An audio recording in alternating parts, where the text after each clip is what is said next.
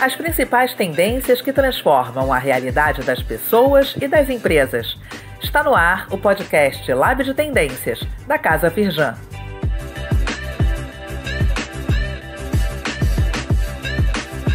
Muito bem-vindos, muito bem-vindas a mais um episódio do podcast Lab de Tendências.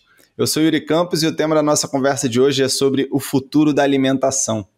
Nos últimos anos, esse setor vem sofrendo grandes transformações que têm como objetivo solucionar um problema em comum: como alimentar as 10 bilhões de pessoas previstas pela ONU até 2050 de maneira eficiente e sustentável. A Organização das Nações Unidas para a Alimentação e Agricultura, a FAO, estima que até lá vai ser necessário produzir 70% a mais de comida. Só que quando a gente fala de proteína animal, existe um limite de terra, água, grãos e outros recursos que são necessários para essa produção. Só para dar uma ideia, as emissões de gás metano apenas no rebanho bovino representam 17% de todos os gases do efeito estufa brasileiro, segundo uma estimativa do Observatório do Clima, enquanto que na Conferência das Nações Unidas sobre Mudança do Clima, a COP26, realizada em novembro do ano passado, o Brasil assinou um acordo para a redução da emissão de metano em 30%. Diante dessas questões, o mercado de proteínas alternativas, que são aquelas proteínas à base de planta e de carnes cultivadas em laboratório, por exemplo, vem ganhando força com o surgimento de novas empresas e com o avanço de gigantes do setor nessa direção. Uma delas é a JBS, um dos maiores conglomerados alimentícios do mundo que vem utilizando inovação e tecnologia para justamente ajudar a criar esse futuro da alimentação. Agora, como que vai ser esse futuro? Será que as carnes produzidas em laboratório vão ser realidade no dia a dia dos consumidores brasileiros? E se sim, quando? Além disso, qual a importância do mercado de proteínas vegetais que simulam gosto e textura de análogos de origem animal? Para falar sobre isso, está aqui comigo hoje o Gustavo Guadagnini, diretor e cofundador do The Good Food Institute Brasil, o braço nacional da GFI, que é uma das principais instituições do mundo no fomento a soluções para o mercado de proteínas alternativas, e a Camille Lau, diretora de marketing da Incrível, empresa do grupo JBS que tem de tudo que você pode imaginar: hambúrguer, filé de frango, isca de peixe, 100% vegetal, mas com sabor e textura de carne. Camille, Gus, tudo bem? Muito obrigado aí pela participação nesse papo com a gente. Obrigada a você, Yuri, pelo convite. Um prazer estar aqui com vocês hoje. Muito obrigado pelo convite. Legal, gente. Eu queria começar então falando um pouquinho sobre algumas mudanças de comportamento que a gente vem observando aí no mercado de alimentação, marcadas por tendências como o flexitarianismo, né, que é aquele grupo que está buscando diminuir pelo menos uma vez na semana o consumo de produtos de origem animal, marcado também por outros temas como vegetarianismo e veganismo. E aí, Gus, eu acho que a gente pode começar com você, porque a GFI fez uma pesquisa recente junto com o Ibope sobre o crescimento desse primeiro grupo que eu mencionei, o flexitarianismo aqui no Brasil.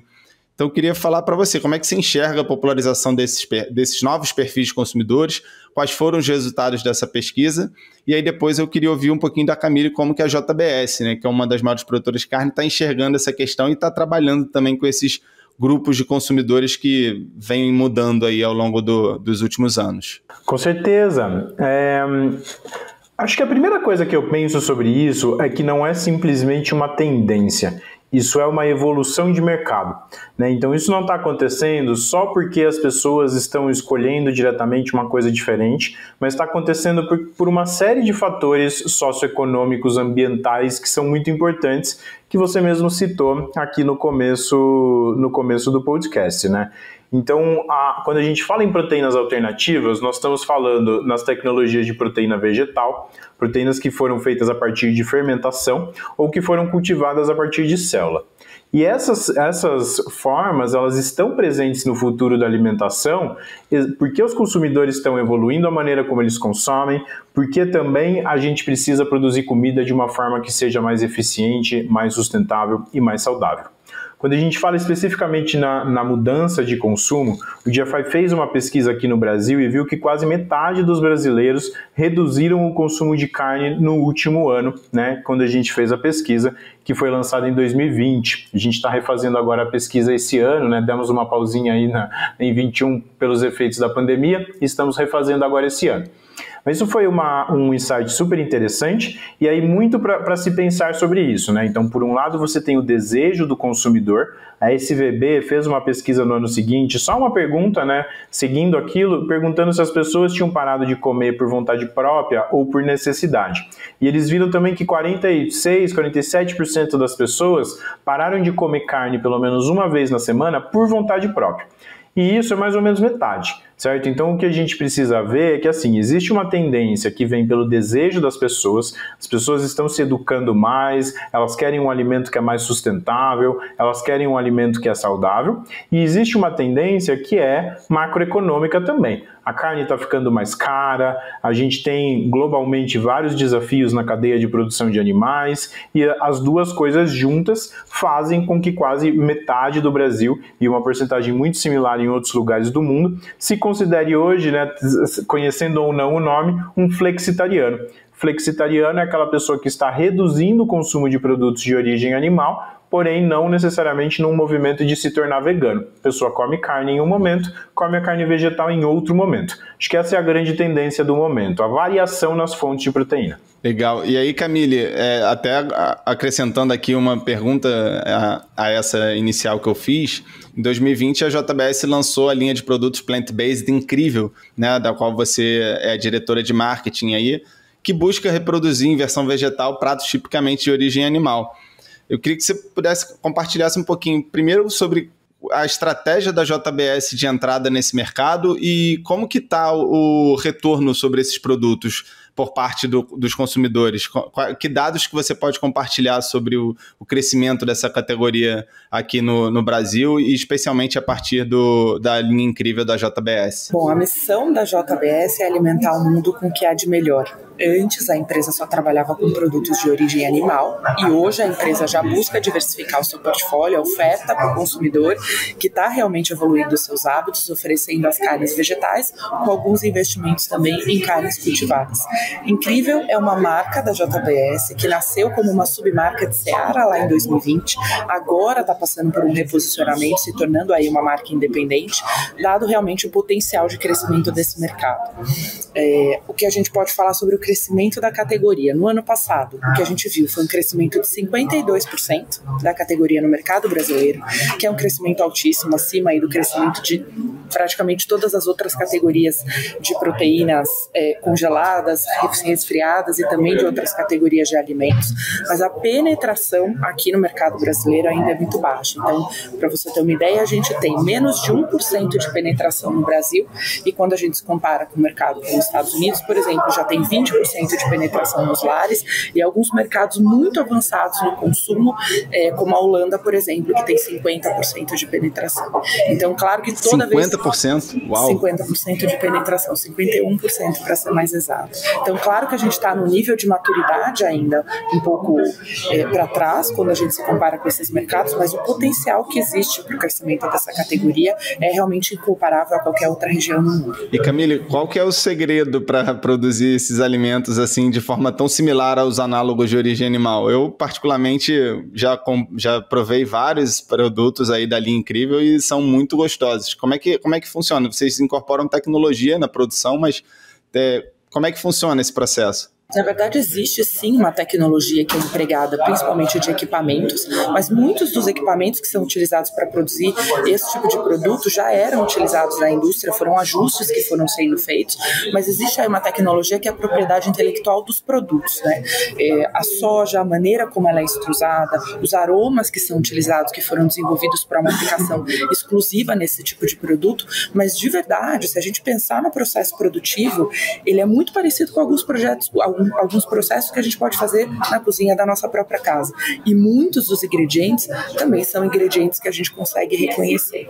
Então, existe sim uma tecnologia na mistura, né, de alguns ingredientes, mas muitos, se a gente olhar uma lista de ingredientes, uma tabela nutricional, a gente vai encontrar absolutas coincidências com ingredientes e itens que são utilizados em outras categorias de alimentos também. E vocês acham que o Brasil pode se tornar um líder global desse mercado? Porque você estava falando aí, né, penetração tão baixa aqui ainda no país, talvez até grande parte das iniciativas são muito recentes. Então, como é que vocês enxergam assim, o crescimento desse tipo de produto, desse mercado aqui no país? Olha, para a gente olhar qualquer categoria em desenvolvimento, uma categoria que está sendo criada, ela tem estágios de evolução. Então, a gente pode se comparar com outros mercados também, nas carnes vegetais, né? Foram anos aí de evolução para poder chegar num ponto de maturidade, né, de 50% de penetração. Inclusive, os preços hoje, como na Holanda, por exemplo, que já está equivalente ao preço da proteína animal, então são estágios de evolução. A categoria no Brasil é muito recente, mas ela tem um potencial de crescimento muito grande, vai demorar ainda 5, 10 anos para chegar no mesmo nível de maturidade de outros mercados. Mas isso vale quando a gente compara com outras categorias, como cafés porcionados, os iogurtes gregos, energéticos, cervejas especiais. Foram muitas as categorias que nasceram pequenas, ainda para nichos, com preços mais altos, que foram só crescendo sua penetração nos lares. Os cafés porcionados são um excelente exemplo, né? Começou ali pequenininha, com os produtos um pouco mais caros, e hoje você vê ali na gôndola do supermercado, você tem um corredor inteiro praticamente de opções. Então, a categoria de carnes vegetais vai seguir exatamente esse mesmo ritmo e depende das grandes empresas que vão fazer aí o comparativo, né, onde existem as oportunidades de reduzir custos, de fazer uma oferta de produtos melhores, uma conveniência maior, produtos mais saudáveis, cada vez mais nutritivos para acelerar a penetração nos lares aqui no Brasil. E você, Gus, o que acha? E aí, se eu puder só complementar isso, Yuri, do ponto de vista de potencial da indústria, falando globalmente, assim, né, não só olhando, digamos, para a comparação, mas pensando no quanto que a gente pode crescer em plant-based, o Brasil tem um dos maiores potenciais do mundo, né? A gente tem uma indústria altamente estabelecida, temos matérias-primas disponíveis, uma biodiversidade surreal para desenvolver novos ingredientes a partir de plantas, rotas logísticas estabelecidas para vender comida para o mundo inteiro. Então é uma tendência muito forte de que o Brasil se torne, sim, uma liderança global do setor de proteínas alternativas. Por mais que esse negócio ainda seja menor do que a venda de carne vinda de animais, o Brasil ainda assim vai liderar ou pode liderar esse setor se a gente continuar investindo nisso. Eu gosto até de uma frase que vem da própria JBS, né, do Hinaldo, que ele falou em um evento que a gente estava, que ele fala que não é mais uma questão de se o Brasil vai se tornar líder do setor de proteínas alternativas globalmente, mas uma questão de quando. Né?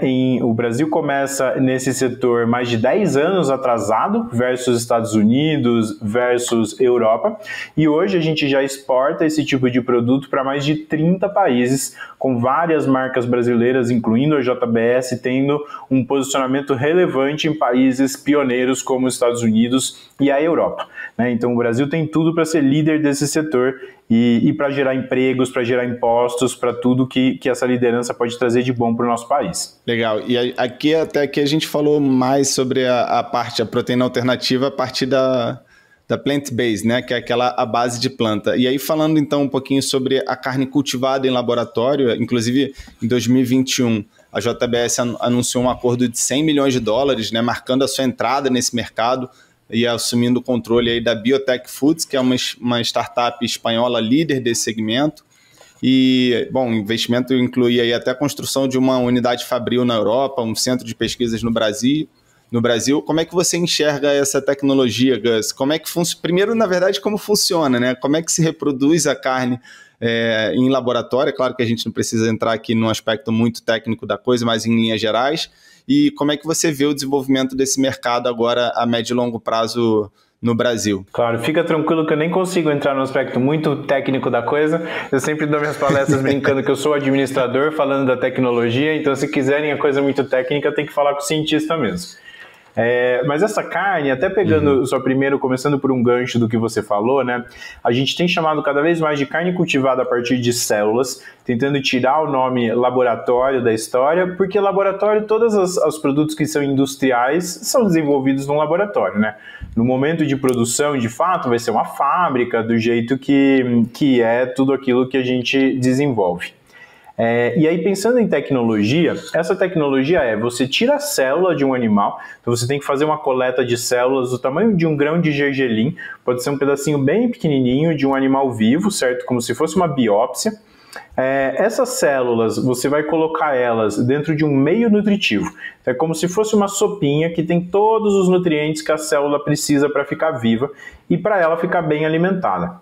Essa célula no meio nutritivo você coloca dentro de uma máquina que chama bioreator.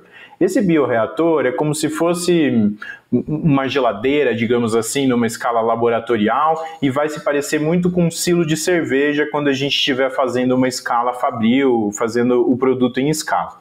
E o bioreator ele serve para manter as condições de temperatura e pressão, né? Do mesmo jeito que a gente, quando fica doente, a temperatura sobe, a nossa célula vive na temperatura certa, né? Com os animais é a mesma coisa, precisa manter a temperatura certinha do que seria o corpo do animal, a pressão, a umidade. Então a máquina que mantém a célula no ambiente certo é um bioreator. Quando a célula está ali alimentada e quentinha, ela vai começar a se reproduzir e formar uma massa, digamos assim, como se fosse uma carne moída. E aí você tem uma etapa final que é a estruturação. Então, como que eu pego essa célula que está se reproduzindo livremente e coloco ela em uma estrutura que seja organizada realmente para carne? E aí tem várias técnicas possíveis, inclusive a impressão 3D, né? Então uma das técnicas é imprimir a célula realmente, fazer o bife, né? Depositando células de músculo, células de gordura. E outra técnica que tenha sido hoje a mais usada, que o pessoal mais acredita, é uma técnica que em inglês chama scaffold.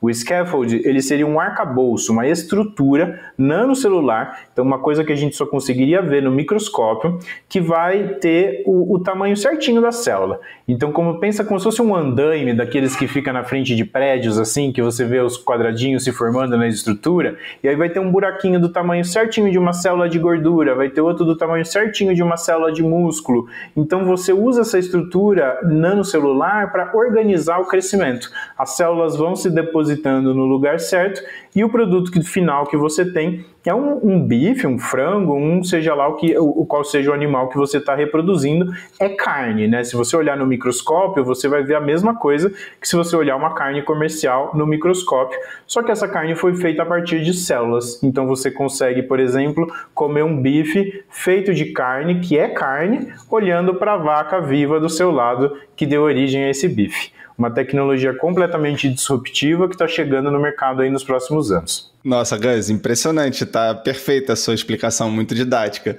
Agora, uma dúvida, até assim, a opinião de vocês. Vocês acham que o consumidor brasileiro vai aceitar essa novidade assim rápido? Porque eu vejo muitas barreiras, né, para a adoção desse novo produto a partir de às vezes um obstáculo cultural mesmo, né? Porque é algo diferente. Uhum. Então, o que vocês enxergam assim em relação ao comportamento do consumidor? Existe alguma pesquisa já sobre isso? A gente fez algumas pesquisas, principalmente para determinar a nomenclatura. Então, uma das coisas que determina bastante a aceitação do consumidor é o nome, por isso que eu comecei falando sobre isso. Se você chama de carne de laboratório, carne sintética, muitas das pessoas vão achar que isso é uma coisa que pode fazer mal, que não é natural. Você fala que a carne foi cultivada a partir de células, as pessoas já entendem a mensagem de uma forma melhor. E o que as pesquisas têm indicado é que o consumidor é aberto a consumir esse tipo de produto, porém precisa receber informação sobre o que é esse produto, por que está consumindo e principalmente a informação sobre como esse produto pode ser mais saudável, né? Então é uma carne que não tem remédio, não tem doença, não tem contaminação por salmonela, não tem todos os antibióticos que os animais podem tomar, certo? Então uma carne que inclusive no começo, lá nos primórdios da tecnologia, era chamada de carne limpa, né? Porque ela vem assim como a energia limpa, uma carne completamente sem comunicações e muito mais, sem contaminações e muito mais sustentável. E aí tem um segundo aspecto que o consumidor brasileiro, apesar de ser muito ligado na alimentação, não é o consumidor que mais apresenta o que a gente chama de neofobia, que é o medo dos ingredientes novos, né? Se você for na Europa, por exemplo, ou na Ásia, você vai ver que, por exemplo, o organismo geneticamente modificado, que a gente chama de OGM, foi completamente banido, né? Não foi aceito. Enquanto aqui no Brasil, você vê que a informação de se o produto é transgênico ou não influencia muito pouco na venda. Então, a maior parte das pessoas no Brasil, elas são mais preocupadas com o sabor da comida, com o preço da comida e com a maneira como essa comida é vendida, do que em ter todo o entendimento de onde essa comida veio e tomar a decisão com base numa coisa técnica científica. Então, talvez o grande desafio de entrada no Brasil não seja nem a neofobia no sentido da pessoa ter medo da tecnologia, mas seja mais em que momento a gente vai conseguir chegar no preço que as pessoas querem pagar pela carne delas. Uhum. E quando que deve chegar no mercado, efetivamente? Quando que as pessoas vão poder comprar já aí as carnes cultivadas? Essa também é uma resposta um pouquinho mais complexa. Então hoje, se você tiver um avião, você pode voar para Singapura e comer lá. O primeiro país do mundo a aprovar a carne cultivada foi Singapura, já tem uma empresa vendendo. Aqui no Brasil, a própria JBS anunciou que vai tentar trazer esses produtos para 2024.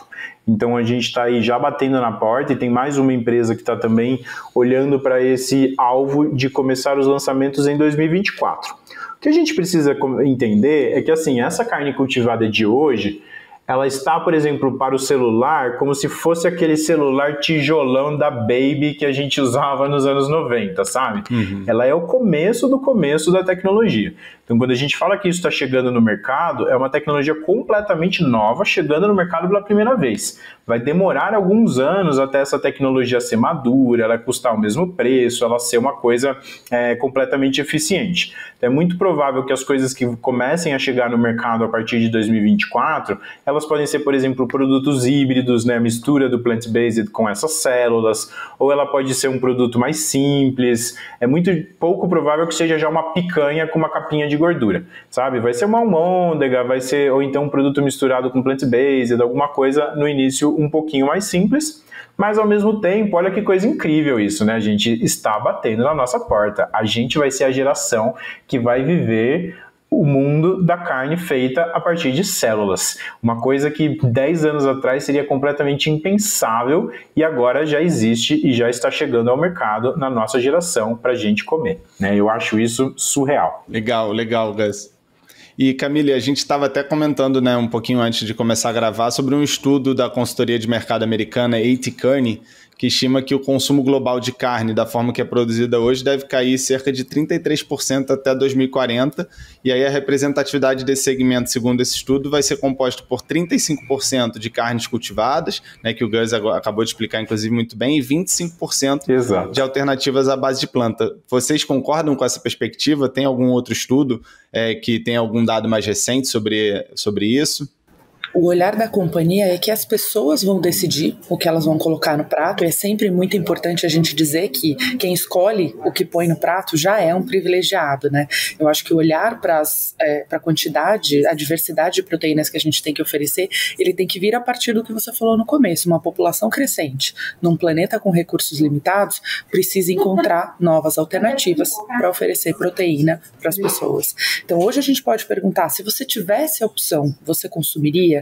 No futuro, muito provavelmente a gente vai dizer, olha, não tem quantidade suficiente desse tipo aqui, e essas são as outras alternativas. Então, dado o contexto que a gente está vivendo, é que a gente consegue tomar as nossas decisões. O nosso olhar é que a gente tem que entregar a oferta da maior diversidade de proteínas possível, para que as pessoas possam escolher o que elas vão comer, e principalmente para que tenha proteína no prato de todo mundo. Esse é o olhar da companhia.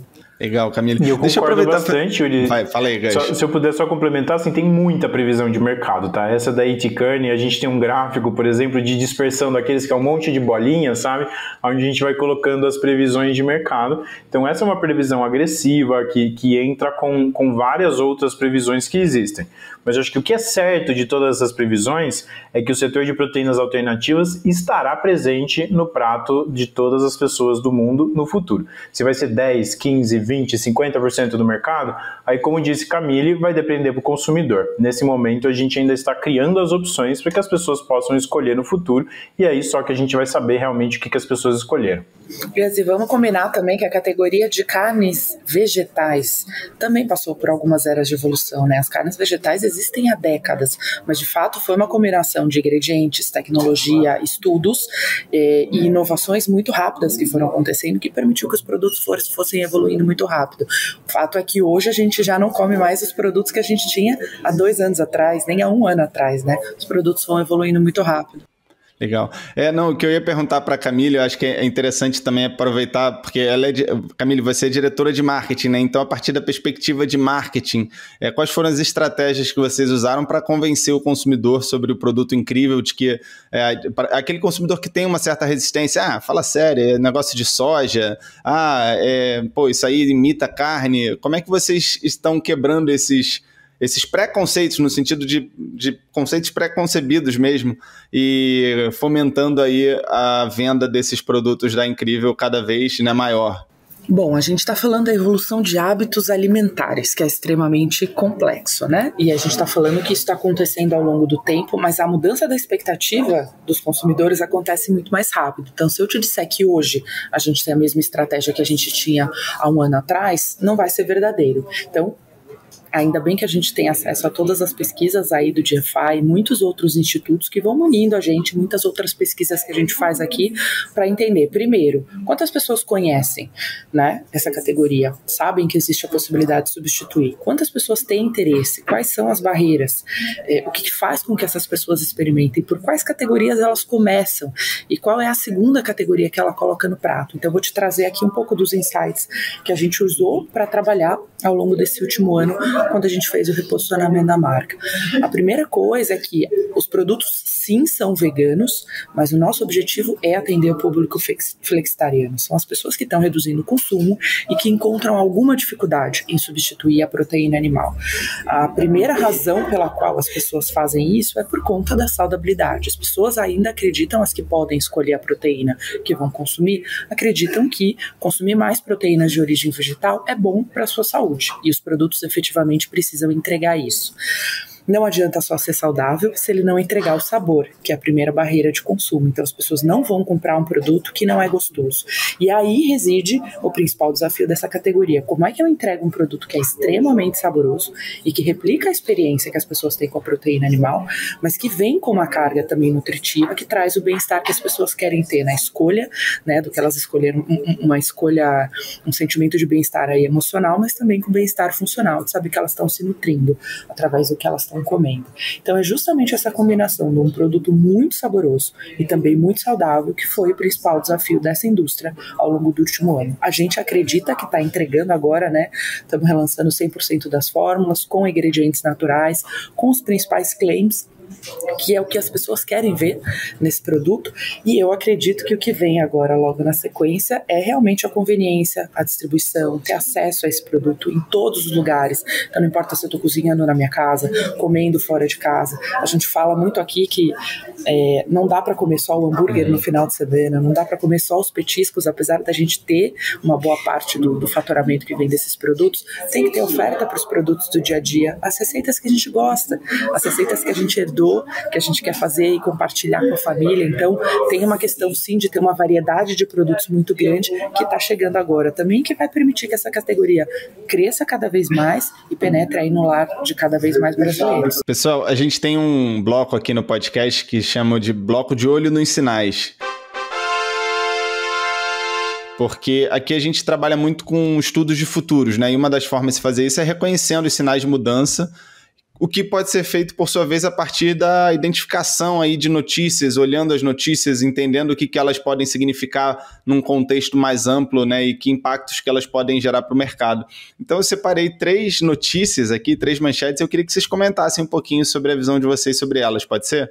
Vamos. Eu vou começar com uma, então, uma desse ano, do mês passado, né, de julho, que fala: todos os itens do Burger King são à base de plantas em experimento austríaco. A carne deve ser solicitada à parte. Uau! Bom, vamos lá. A gente, através desses estudos também que a gente fez aqui, né, para trabalhar o reposicionamento da marca, a gente identificou muito isso. Todo mundo quer evoluir, mas ninguém quer mudar. A mudança, ela é uma coisa difícil. Quando você tira isso de um lugar que é confortável para as pessoas, né? Quando você tem um sacrifício muito grande envolvido. Eu acho sensacional esse tipo de iniciativa, porque de verdade a gente vem replicando um comportamento sem necessariamente pensar sobre ele. Então eu gosto muito da proposta de por que não? Porque a carne vegetal não pode ser um padrão, pode ser uma oferta. É claro que você não está tirando ninguém da mesa, você ainda mantém a opção da proteína animal, mas se ela faz a mesma entrega, se ela tem o mesmo propósito, se ela serve, né, ao mesmo propósito, por que que ela não pode ser não a alternativa, mas justamente o padrão. Então, para mim, nota 10 pela iniciativa. Gus, quer complementar sobre essa notícia ainda? E eu acho muito poderoso também no sentido de teorias até sobre a escolha, assim, né? Tem muitos estudos que foram feitos sobre esse sentido, de que a coisa mais poderosa que a gente pode fazer para gerar mudança é mudar o default, mudar aquilo que é o padrão, né? Tem um estudo de uma empresa que vendia remédios por assinatura e eles tentavam fazer as pessoas trocar o remédio de marca pelo remédio genérico. Então, primeiro eles fizeram uma campanha, mandaram cartinhas com a campanha e, 2% das pessoas trocaram. Eu estou falando números aqui bem da minha cabeça, tá? Uhum. Mas depois eles mandaram um desconto. Então, se você trocar, você vai receber os 3 meses do remédio de graça. E aí, 10% das pessoas trocaram. E aí eles perceberam que, na verdade, o que eles tinham que fazer era mudar o padrão. Então, eles mandaram uma carta para todo mundo falando, a partir de agora o padrão é genérico. Se você não quiser que o seu remédio seja genérico, você tem que responder essa carta pedindo para que continue vindo o remédio de marca. E aí, 95% das pessoas trocaram, mesmo sem dar nenhum desconto. Isso é muito poderoso, né? A gente entrar também, começar a pensar cada vez mais nas ferramentas de tomada de decisão. Quando uma pessoa chega num Burger King e ela tem que escolher a carne como uma coisa que não é a opção padrão, faz ela pensar sobre isso. Por que eu tenho que escolher a carne, né? E faz ela ter que colocar uma ação extra para escolher esse produto que é até menos sustentável, que vai ter o mesmo sabor, que vai ter o mesmo preço. E aí você tem uma tendência muito forte da pessoa optar mesmo pelo plant-based, pelo vegetal que está lá como padrão.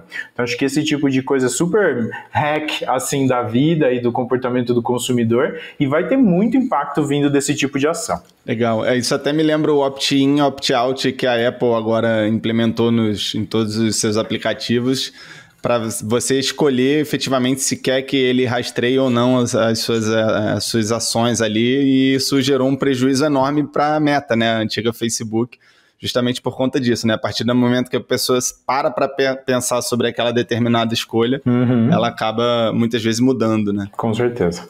Segundo notícia da Food Navigator de abril, hambúrguer de leão, tacos de tigre, startup de cultura de células trabalha com carnes exóticas. Essa, se puder, eu comento. Eu amo esse assunto. Essa história das células, assim, né? Então vamos só primeiro colocar o pé no chão da realidade. Primeira coisa que as empresas estão tentando fazer chegar ao mercado a partir da cultura de células é a carne do jeito que a gente conhece, do jeito que já gosta de consumir. Algumas empresas focam em carnes que são mais caras, né? Porque elas querem, no começo a tecnologia vai ser mais cara, então elas têm que competir.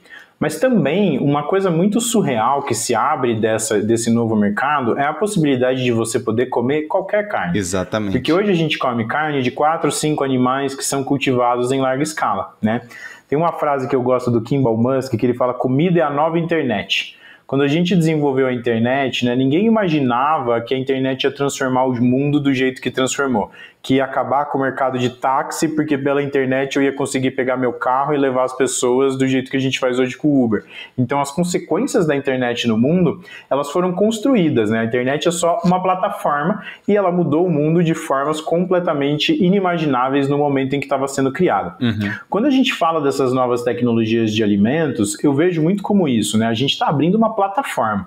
O time que trabalha com a Camille agora, né, mesmo sem ser de carne cultivada, consegue fazer combinações de proteínas, gorduras, sabores que hoje estão, digamos, copiando a carne, mas que no futuro talvez possam levar a gente até a novos padrões de consumo, novos sabores, novas texturas que não existiam antes da gente poder mexer com essa tecnologia.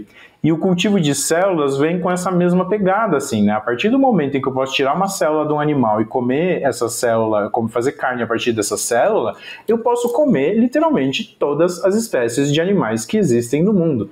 Imagina a quantidade de sabores que se abrem a partir disso, imagina a quantidade de combinações. E se eu penso ainda em misturar, né, a carne cultivada com a carne vegetal, eu abro ainda mais possibilidades de sabores. Então, acima de tudo, né, a partir desse mercado vai se abrir uma nova gastronomia, vai se abrir novos hábitos de consumo. E aí, só fechando esse assunto, o Diafy tem uma parceria com o governo do estado do Amazonas, e a gente foi chamado exatamente com esse desafio. Eles têm lá ainda um consumo de carnes que hoje são ilegais de se consumir, principalmente o peixe-boi, arara, tartaruga, são animais que as pessoas, por hábitos da região, ainda matam muito, caçam para matar, e que é ilegal, né? Você não pode matar o peixe-boi, e ainda assim a chamada mexira de peixe-boi é um produto, uma iguaria da região muito consumida. Então as pessoas caçam o peixe-boi, armazenam ele na própria gordura, numa lata, e vendem essa lata por debaixo das banquinhas de fruta, assim, nas feiras, a mexira está lá escondida e você pode comprar carne de peixe-boi escondida. Então, olha só, a gente pode, inclusive, atender essas alimentações tradicionais e não só isso, mas potencializar isso para o mundo inteiro. Um dia você vai estar andando num bistrô da França e você vai entrar lá e pedir um prato de peixe-boi e esse chefe francês vai ter te preparado um peixe-boi aqui da Amazônia brasileira sem ter matado nenhum animal a partir do cultivo de células desse animal. E se tudo correr bem, né, se a gente conseguir desenvolver bem a tecnologia, quem sabe até pagando royalties para quem desenvolveu isso, então revertendo dinheiro para preservar o peixe-boi aqui no Brasil. Esse é o modelo que a gente está tentando criar com o governo do estado do Amazonas e que eu vejo muita possibilidade dessa nova indústria de carne cultivada ajudar na preservação das espécies, seja alimentando aquelas pessoas que caçam hoje para comer, seja revertendo royalties dentro do processo para poder vender a carne cultivada e salvar o animal da onde essa carne veio. Então isso é para mim uma explosão assim na minha cabeça, uma abertura de limites surreal de se imaginar.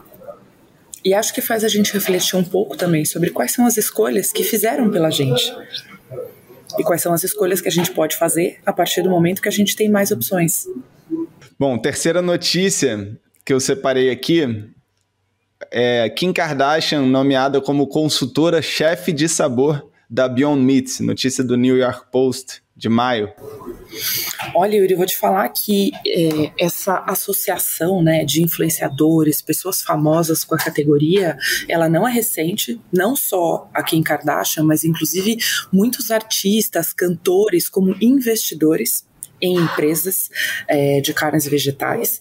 Eu acho que essa visibilidade que a categoria ganha através de pessoas, né, que tem uma grande visibilidade, ajuda muito, mas isso faz uma parte do trabalho que precisa ser feito, né? Então, de fato, eu acho que essas pessoas, elas ajudam a dar visibilidade para essa possibilidade que as pessoas têm de incluir novas proteínas no prato.